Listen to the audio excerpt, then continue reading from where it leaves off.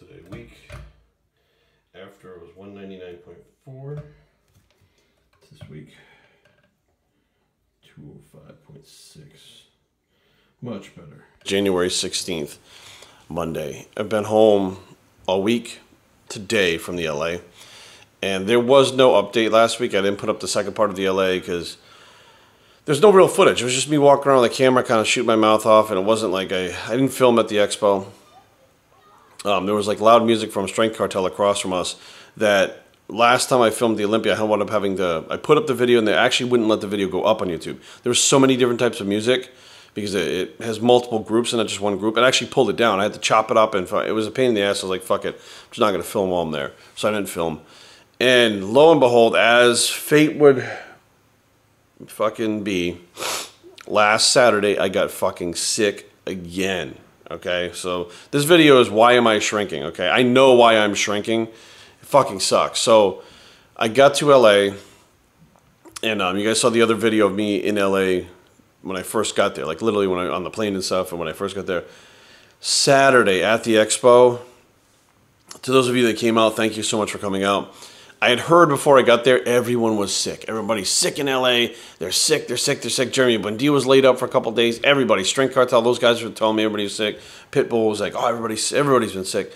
So I'm like, fuck. So I get there and I had hand sanitizer. And I was using hand sanitizer throughout the day, not because I wanted to protect myself from germs, but because I was getting sick. I was sick at the fucking expo. I'm like, shit, I'm shaking hands and stuff. Fuck. So I started to feel weird early Saturday, and I was like, what the hell's, maybe I'm just tired from traveling, whatever. And then, sure as shit enough, about a quarter way through the day, about my noontime, I was sick. I didn't feel well. And that continued to go on. I didn't sleep well Saturday night. I did emails till late. Sunday, I really didn't feel well at the expo. And then I left the expo, went to eat, not Elevation Burger, In-N-Out Burger, which is awesome. So I only ate one time that day, 8 in the morning, and then I ate In-N-Out Burger before I left, one time. So I hadn't slept well. I was sick and I only ate once. And then I got on the plane. So once I got on the plane, well, the plane was delayed. It's a whole big fucking thing. It's a giant fucking mess. So the plane was delayed. I almost didn't make my connecting flight. I flew overnight. So now I had flown from LA to New York. Didn't sleep on the plane because I was upset about missing my connecting flight, which means I wouldn't be home in time to get fucking Brady.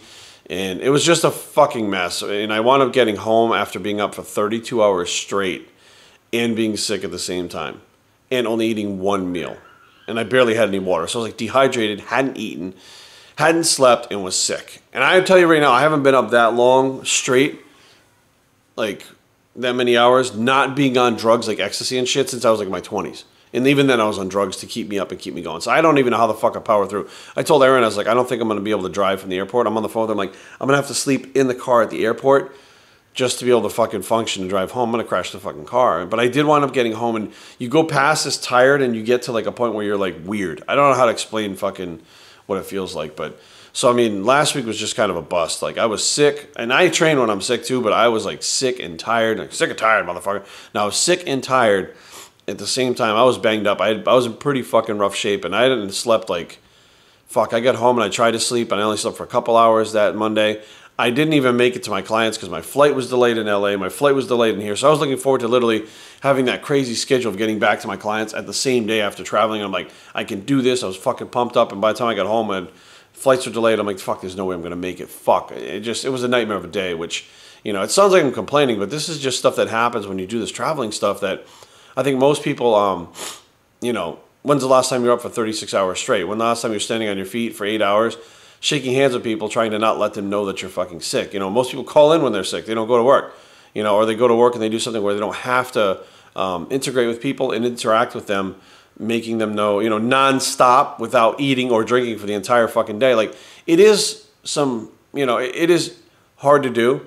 I love doing it, and I'm thankful for being able to do it, but I don't think people realize what goes into it sometimes. And yes, you're getting paid and stuff like that, but I don't know if people know this or not, but you don't get actually paid to be at the booth most times.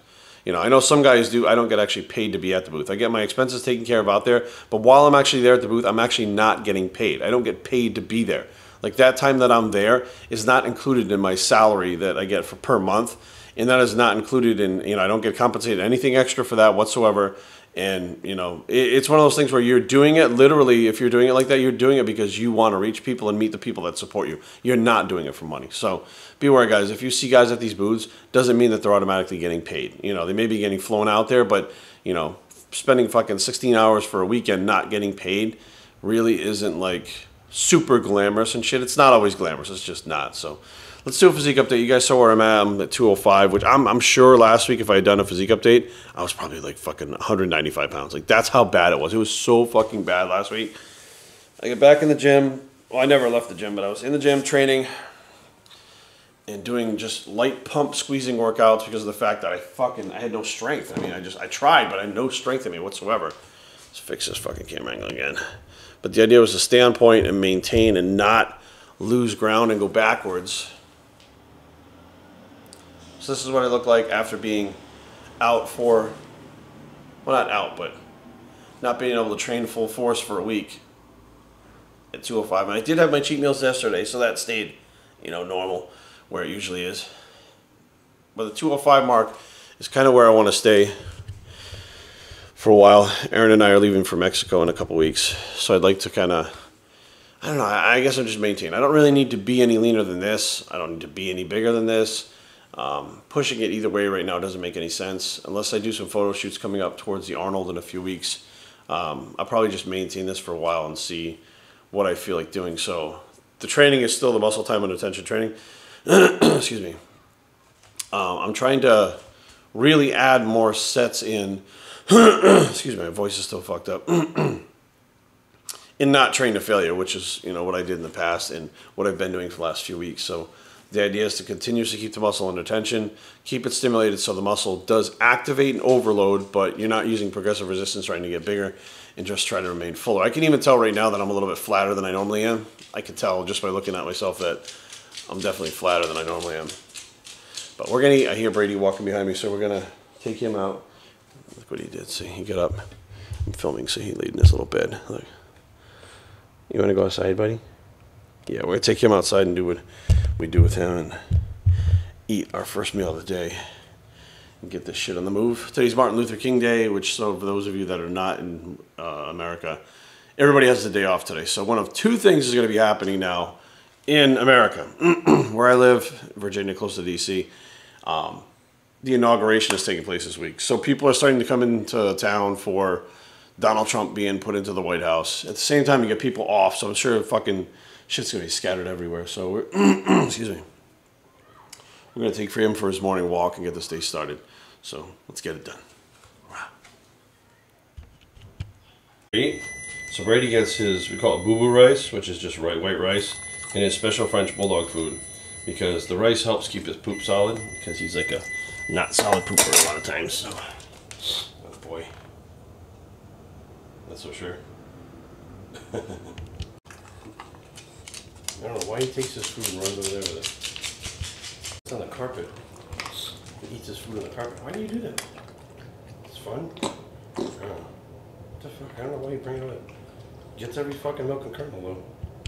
Alright, so I'll continue doing my emails at the table while I eat. And, oh, Brady's been walked.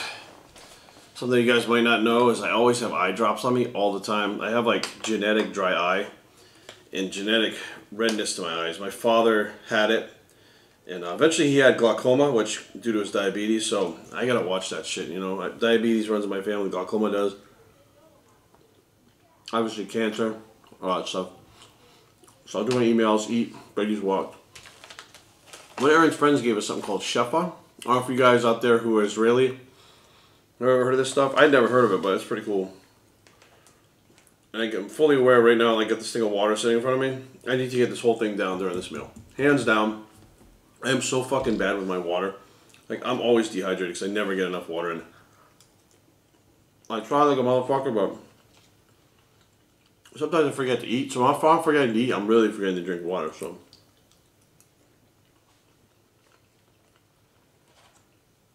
We'll finish this shit up. Hit the gym. Head to Rockville and train my clients. Just fucking got it done.